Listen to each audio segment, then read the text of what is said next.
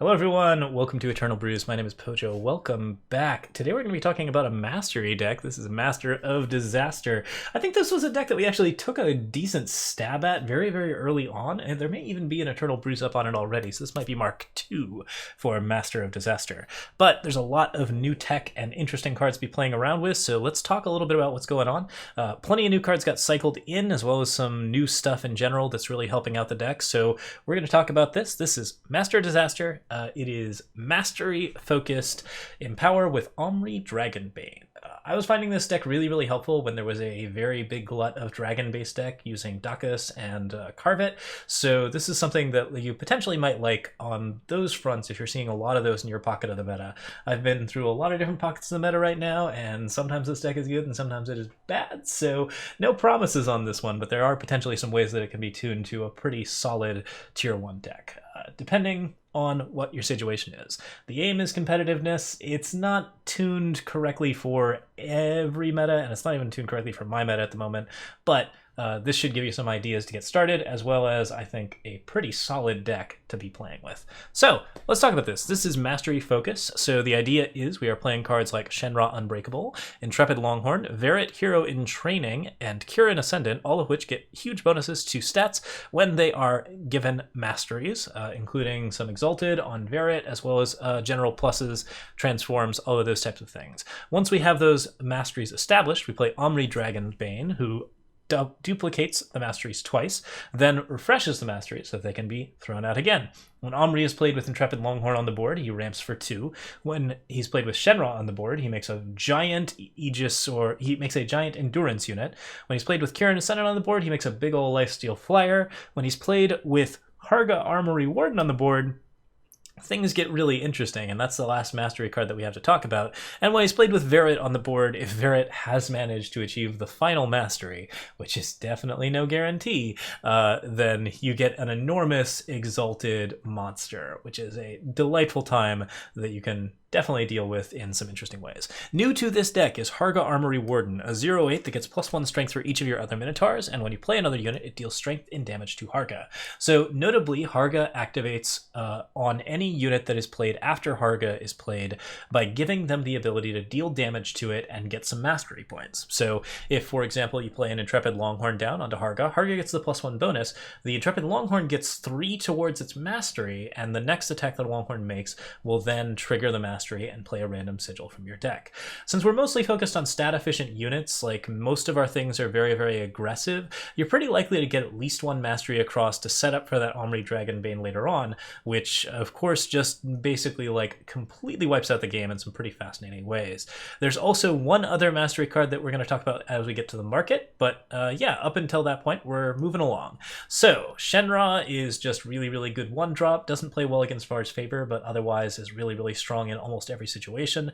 Can't be cursed, which really helps against curse decks.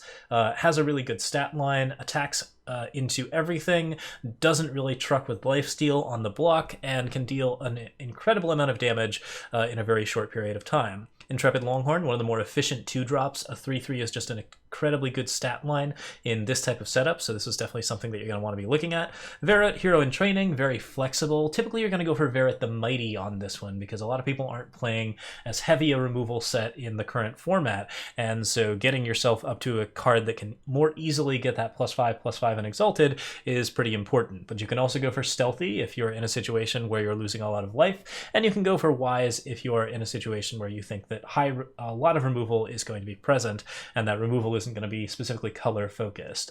I found that with a lot of Argenport in the meta, Mighty was fine, since most of the things that people were going to be running were Cast into Shadow and Devouring Shadow, neither of which are good against Varret the Mighty, and both of which are, again, not that great against the Wise either, but it doesn't really matter either way. So, of those, you then get into Harga Armory Warden, which, if you trigger it with Aamri Dragonbane, gives you +2/+2 in killer to all of your minotaurs. That includes Intrepid Longhorn. Harga itself does not include Pearl Abbey Smuggler, although that is a nice thing to note, because this card does look very much like it should be a minotaur, but merchants are inevitably tribal, not tribal. And finally, Aamri Dragonbane himself gets the killer, which means that if you can play Aamri Dragonbane on a mastery given Harga, Aamri will immediately get +2/+2 in killer, giving you an 8/8 killer for 6, which is a really, really wild time.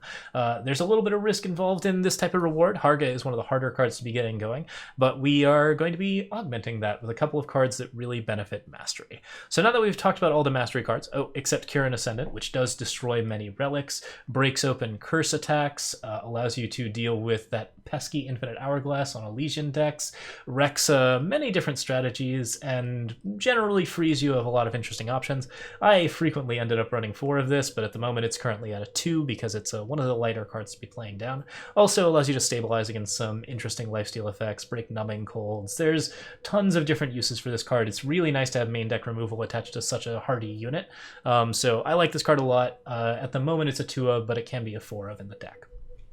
All right, so how do we get the masteries across? Well, we do have Finest Hour, of course. We also have Aamri's Choice, which is a staple if we're looking for that +3/+3. That'll really help out, especially with Shen-Ra and Intrepid Longhorn. It's a little trickier on getting Varret Hero in Training across, although if you're playing Varret after a Harga Armory Warden, then you're basically there. We also have Predator's Instinct to trigger the abilities and get in for a little bit of damage. And finally, we have Seasoned Drillmaster, which gives a +3/+3 for the turn, while also being a Minotaur, notably important for Harga Armory Warden, and Genetrix Irel, which gives +1 maximum power and a +4/+4 while you have Genetrix Irel. Genetrix is pretty important because Genetrix allows you to get up to that Aamri Dragonbane right after you activate Harga Armory Warden for it. And because it's a +4/+4, it helps out particularly well with both Varret and Harga in getting that mastery. We really need to get those masteries to get Aamri working, so cards like Genetrix and Drillmaster are really, really important for that type of setup. Since we're still occasionally going to be 1 point short for cards like Harga and the Stranger, we are also using Xulta Loyalist as a shift to give an additional +1/+1 to attacking units, as well as giving us a body on the board late in the game. All of this tends to blend together to get you a pretty aggressive start. All right. So, some other tricks that we've got going on. I'm currently running 2 Accelerated Impact. This card plays really, really well with Varret Hero in Training, and it's also a really, really pleasant surprise if you play it on Harga Armory Warden, since it gives you a 9 damage attack, which will instantly trigger the mastery on Harga, activate all of your Minotaurs, and just generally create a situation. Harga sticks around very frequently, so Accelerated Impact is very strong on that. On top of that, most of the units in this deck have either even or don't really mind not getting the +1/+1 bonus. Everything else here actually gets the +1/+1, which makes it a really powerful offensive option, in addition to giving +2/+2 to Varret and getting you across for that extra bit of damage. So Impact is a fun surprise, really, really solid. We're currently running 2 of just because 4 of them seems a little bit excessive, but another card that could end up getting tuned up in the future. So with all of that available, Aamri Dragonbane comes out and triggers. That means we need to go into the market and talk about what our sideboard options are. Pearl Abbey cares about spells. We do have quite a few fast spells that activate with Pearl Abbey, so Pearl Abbey can become a contender on its own when combined with all of the fast spell tricks that we're playing, Finest Hour, Instinct, Aamri's, and Accelerated Impact. But the market is pretty important as well. We're currently running Embargo Officer to shut down void-based strategies, Cleansing Rain to completely turn off curses, Infinite Hourglass to give us a little bit of endurance for our units, can break a lot of permafrosts against Elysian and Skycrag aggro. Just generally a reasonable option if you want to get into some business with relics. Not always the best choice, but certainly a strong one to make sure that permafrost is not your downfall. Rollant the Iron Fist has been pretty solid since almost every card in this deck is green. We have literally nothing that doesn't get endurance. This is a much better alternative to Infinite Hourglass once you have reached 8, and will definitely mess up your opponent if you get into it. That's also a flex slot. It's currently a fun of. I haven't had to use Rollant yet, but I do love the card, and it is pretty fun with flying units like Qirin Ascendant. Finally, Merizo Gladiator Hero. Now this one's real exciting. So Merizo comes down as a 7/7. It deals 7 damage to Harga, which means that it almost immediately activates. If you activate Merizo, then the Mastery 10 will play 3 units from the top 10 cards of your deck, which will very likely include, maybe not always, but most of the time, will include an Aamri Dragonbane. If you trigger an Aamri Dragonbane, then Merizo Gladiator Hero triggers 2 more times, which then gets you more Aamri Dragonbanes, and you can just sort of play a ridiculous amount of hot nonsense. It does stop there. It's not a true combo that will immediately mill your deck, since you refresh the mastery, meaning that the second and third Aamri will not stop. Will not cause Merizo to trigger again. So this will play out a good half of your deck, Divining Rod style. It's a really, really fun trick, and also you can usually get it by playing a Merizo down on a turn, then following up immediately with a Predator's Instinct, giving you a killer 7/7 that has already dealt 7 damage to something, kills something, and then triggers the most ridiculous board sweep that you have seen. It's a wild amount of fun. With that in mind, let's actually get to some games. We're going to play this out, see if we can get to that Merizo trick, although sometimes that doesn't happen. We're just going to show off a few games from the deck, so see you in just a few, folks. Here we are up against Jack Hare, and opening hand doesn't have a lot of power in it, so we're going to redraw. Another thing that we might consider at some point is pledge cards for this deck, or a little bit more seek power, since it is a little bit deep in terms of what kind of power it needs. There is a lot of that fixed by getting access to our 2/2 for 4, Genetrix Irel, always a hard name to remember. Shen-Ra, Pearl Abbey, and Xulta Loyalist, however, is a great start, and also Predator's Instinct works really well with Shen-Ra, which I think is something we didn't mention in the setup for the deck. So let's get that going. Alright, the lead off. Right away, we're going to play our Shen-Ra Unbreakable, get that 1-drop down. Hopefully our opponent's not playing Shadow, so that's the one risk, of course. Might see a Vara's Favor on too. That's going to be a little bit rough. There is an Argenport deck running around right now as on account of Lyset Ace winning with it in the ECQ. So yeah, there's going to be some interesting stuff happening. If I can get to Xulta Loyalist before Vara's Favor takes us out, then we'll be okay. And indeed, it looks like we are. Okay, so Shen-Ra won't trigger this turn. I think I'm going to go for Loyalist over Drillmaster, since that buffers Shen-Ra a little bit, and also allows us to do some other interesting tricks later on. It means that we aren't going to die to Vara's Favor, which is pretty important, and it also means that I'm not playing too deeply into Cast into Shadow, which can be a little bit rough. I don't believe, yeah, weapons and curses, we aren't spell resistant, so Cast into Shadow could certainly happen. Devouring Shadow happens instead. That's a little bit on the rough side, but not too huge a deal. Alright, I don't have a lot of power right now. Cleansing Rain seems pretty useful to get rid of some potential options, but Embargo Officer would also be a pretty good choice here. Shut down the market and sort of mess with our opponent's ability to function. I don't love either of them at the moment. I think I'm probably most interested in Embargo Officer, since that shifts and shuts down markets, but our opponent might also go for a market next turn. Cleansing Rain protects me from removal, which I think is pretty exciting here.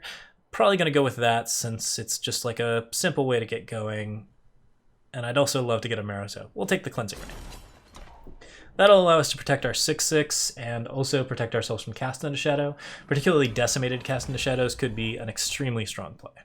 Alright, Seasoned Drillmaster's fine here. I think we're going to play Shen-Ra instead. We get that nice Pearl Abbey setup, and then Shen-Ra sets up as well.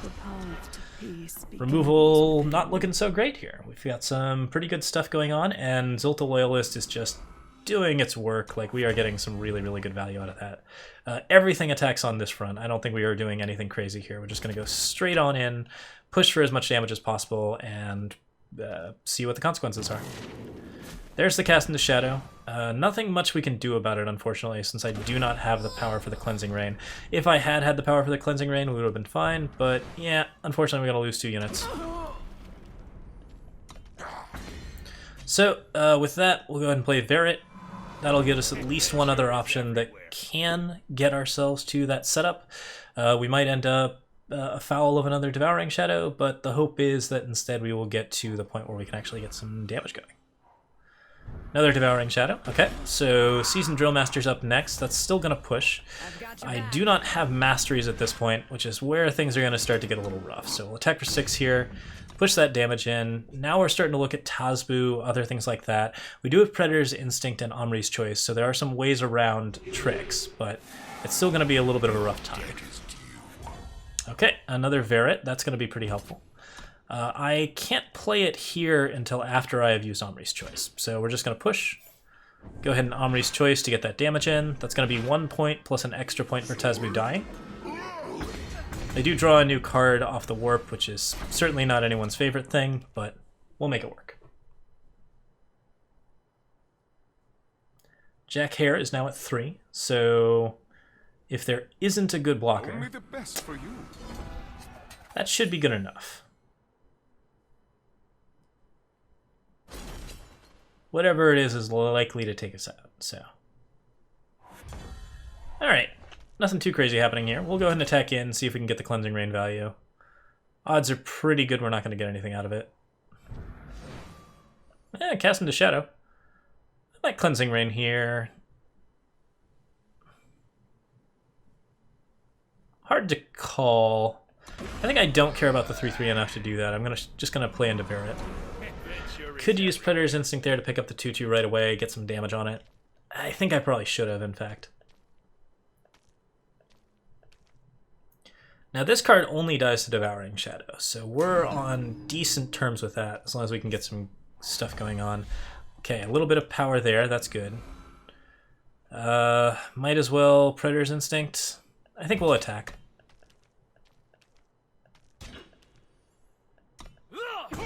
Pushes a little damage, heals us. We've still got the Cleansing Rain, so we're not in the worst of shape, but there are going to be some big units coming up eventually. So we need to find something a little bit more on brand. Finest Hour, that'll get us most of the way. In fact, that'll get us all of the way. Alright. Picked it up, just ran them out of material. Yeah, lucky that they didn't get more Tazboos. That certainly could have been a little bit rougher, but definitely not feeling too bad about it. Okay, here we're up against Nana's Buku. Nana's Buku. I don't love this opening hand. Qirin Ascendant is really nice as like a card to have on top of some aggression, but like the rest of this is pretty late game, so we're gonna go ahead and toss it back, see if we can find something better. Again, not amazing. This might be worth throwing back again. Shen-Ra is kind of nice, but I've got too many deep color requirements. I could gamble on that time since I'm on the draw. I think we'll go ahead and redraw again. Okay. This time we did get a mix of colors and some 3-drops that can be played, so it's a little bit better, although going down a card is always a rough time. We'll see exactly what ends up happening. I do have access to all the cards I need to get a combo going. We can get Harga down, use Genetrix to activate Harga, and just kind of get started. So we'll play the Justice Sigil first, just so we don't take an extra point of damage there. I do need to eventually play the Insignia, and that might be this turn, especially if I don't hit power. Well, I mean, I will have to play it no matter what, so... Alright, good old Legion aggro, so we'll play that one down, and then we'll probably just step into Harga. This is definitely not an amazing start, because we are playing Harga on defense. That's going to block, but then we're going to get Sodi Spellshapered, and things get a little rough from there. I could go for Pearl Abbey Smuggler, pick up Cleansing Rain, something along those lines, but I think Harga's got to be the correct start. No closer. So, we'll see if it holds. If there's no Sodi Spellshaper, then we're fine. We can just go Pearl Abbey into Infinite Hourglass to counter Permafrost, or we can go straight to Genetrix Irel to start bopping on things. And it looks like bopping on things is what we're going to do. So we'll go ahead and swing in for 4 here. Next turn I can play down Seasoned Drillmaster, or I can go straight to Aamri Dragonbane. Both great choices. Yeah, looks like a slow start. And a slow start is a very good start for us.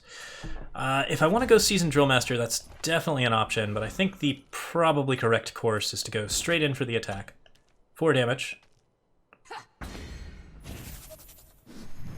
That buffs up Harga to a pretty significant level. Then we slam Aamri. Immediately get a 10-10? Or is it an 8-8? I think it's a 10-10. Yep, 10-10 killer. Kill the Trailmaker so that they can't do anything crazy. And we got this killer option as well, which is currently an 11-12 and will activate Aamri again. That's an instant concede from our opponent, and what a good game it was. Very solid. Alright, here we are up against Not That Serious. This is not that serious a hand though, so we're probably going to toss it. It'd be so nice if we drew a green for this. Seed of Progress, yeah, that's a good mix of power and a 2-drop to play into it, so seems like a pretty strong start. We do want to get something to help Varret's hero in training along, either a seasoned Drillmaster or maybe even something along the lines of Genetrix Irel, but I think we can get a pretty decent move on this, so we'll see what it goes. This is a Mastery deck, so going first is at the advantage. We've actually been on the draw the last couple of games, but we've also won all of those, so we'll see. Gotta wait for Not That Serious to play things out, though. So, basic plan right here is get Varret down. We're going to try to focus on hitting Varret's Mastery, since the transformation is typically game-changing and frequently can win the game on its own. Qirin Ascendant will get us that kill an enemy attachment option, which can be very good if we're probably going to hold on to that as long as possible, which means Pearl Abbey Smuggler is the obvious second choice. Market-wise, we're probably looking for something like Embargo Officer or Cleansing Rain pretty early on, get that Aegis going, get something set up to protect our units, or even go for Infinite Hourglass if we're up against a different type of deck. Although, this person might just time out, so we'll take an edit break while they figure out where their cards are.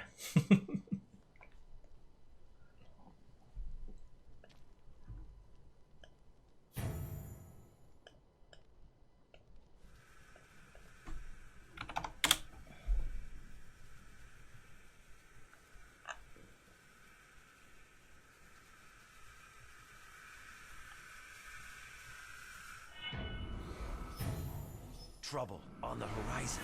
Oh, all right. They played a card, and they played it on like the slowest turn possible. So here we go. Seed of Progress here.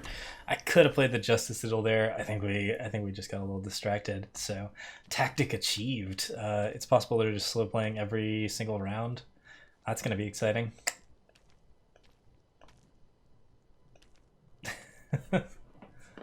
Okay.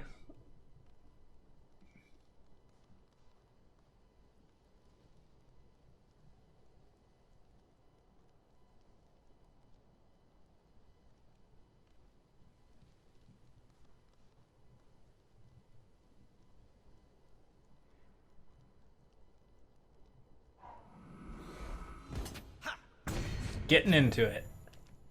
So we see the Trailmaker. Got to follow up with Varret here in training on our side, and yeah, we'll see what we can get. Pearl Abbey Smuggler can pick us up Merizo, which honestly may be the play here. Like, it's a nice early unit. It helps us out in quite a few ways. I don't think Embargo Officer is super important here. We don't really need to challenge the market since we've got Qirin Ascendant to challenge the market. That attack doesn't seem like it's going to do a lot unless there's a follow-up with a snowball or something along those lines. Yeah, just trying to get Alban Roa out so they can get that killer set up. We did lose access to our merchant, which is a bit rough. I think we'll just play Harga down here. Come no closer. And then we have a 0/8 that blocks Alban Roa and keeps Alban Roa from getting killer, which should be pretty strong provided we don't run into the dreaded Sodi Spellshaper. We do have Qirin Ascendant, which breaks Sodi Spellshaper. Always a nice little bonus on that front, but where that Sodi Spellshaper is going to go is going to be a little bit tricky. At the very least, we should be able to hold on to Varret Hero in training, so that's a nice little bonus. Okay, so yeah. 5-3 and a 3-4. Not a great time. Nobody loves that. And we got a single Clockroach, which is also just oof. I think we're not in great shape here. I can do Qirin Ascendant without a lot of issues. Break that. And Emblem of Grodov would be the ideal option. Actually, was there a play there? There was a play there, I missed it. I could have played Emblem of Grodov, decimated it, used Predator's Instinct to kill the 2/1, put the decimated and killered Emblem of Grodov on the Varret Hero in training, attacked the Borderlands Lookout, and masteried to get the Varret the Mighty. So that was my bad. I think here we're just going to go ahead and play a time and attack for 2. Though the killer might have been a good option there too. Hard to say. I think in this case we're probably more interested in finding killer on the Emblem of Grodov than we are on the Predator's Instinct, so let's just get the damage going.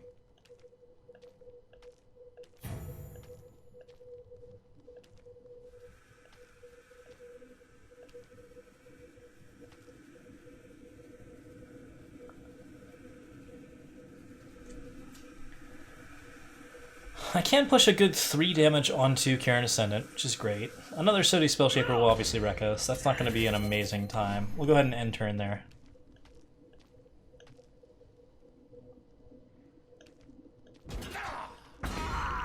Yeah, and that's what we reap for not playing the Emblem of Grodov play.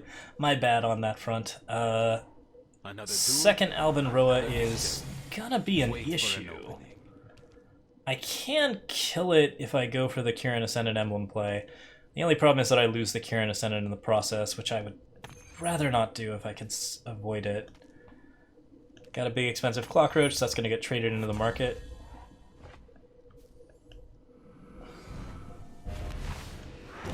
Yeah, we definitely messed up not making the play. So here's what it looks like.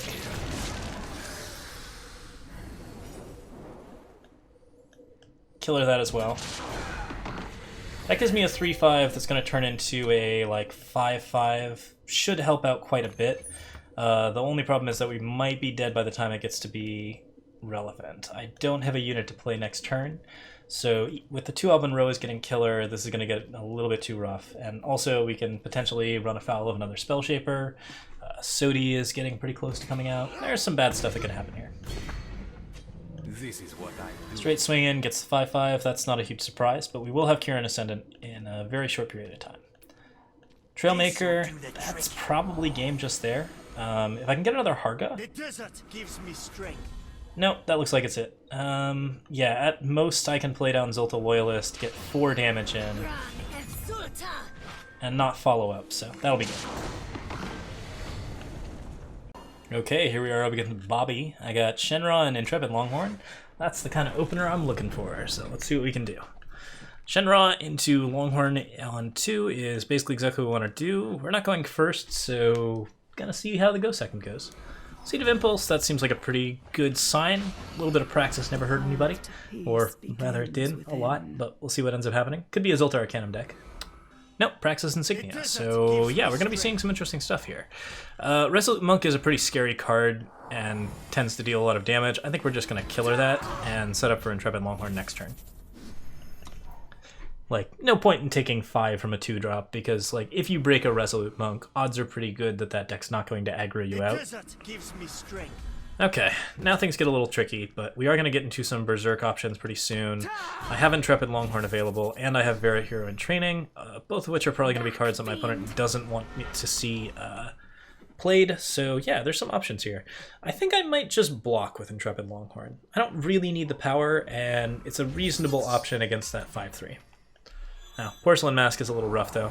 I would like to trigger multiple masteries this game. But honestly, like that kind of aggression, if they're attacking here... Okay. Nothing to do about it then. Just play Varret here. Attack for 2. Get our damage in. We can Aamri's Choice to break out if we need to. Emblem makes a 2-2. That could potentially chain into some killers. I think we're just going to block an Aamri's Choice Varret. Sword? That had some risks with Kairos' choices, but they were playing a little fast and loose. I didn't expect them to be holding on to it. Oh, Sandglass Juggernaut. That is an unexpected card, let's say. I actually didn't even know that was in Expedition. Strong mind. Okay, so I've got a 5-4 and a 2-3. They've got a 6-1. We're in a damage race that I am slightly winning. Not by a lot. I can Finest Hour to prevent 6 if I need to, but it's not a super great idea. Earth Elemental is obviously going to be something of a big deal.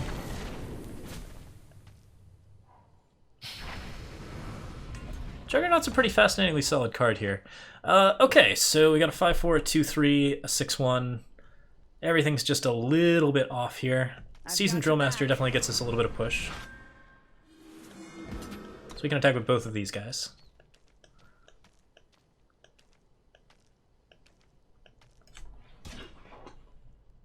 The 2-2 is obviously going to get blocked, yeah. But we're pushing enough damage that we should see the end of this pretty quick. We are a fairly aggro deck. And Finest Hour on our defender helps us out tremendously here. 6-1.